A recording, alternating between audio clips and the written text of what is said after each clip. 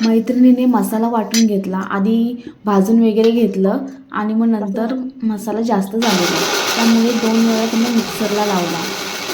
असं खूप सुंदर तिनं मसाला तयार केला होता आणि मस्त चिकन वगैरे वॉश करून घेतलं.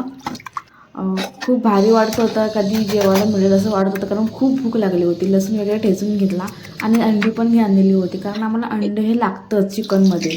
मस्त लसणाची फोडणी दिली, मध्ये मसाला टाकला, मसाला मस्त भाजून घेतला तेल सुटेपर्यंत. आणि हे बघा, हे सुटा मसाला असतो चिकन किंवा ग्रेव्ही मसाला, ते तिनं मॅरिनेट करून घेते. तुम्ही घेता का हे मॅरिनेट करून? कारण ह्याच्यावर प्रोसेसने केलेलं आहे चिकन मसाला, किंवा आपण कधी कधी सुक्का टाकतो, पण त्याची टेस्ट अलग लागते. हिने बघा मॅरिनेट करून घेतलं आहे, 15 मिनटं ठेवलेलं आणि मग नंतर त्यानं ह्या मसाल्यामध्ये टाकला.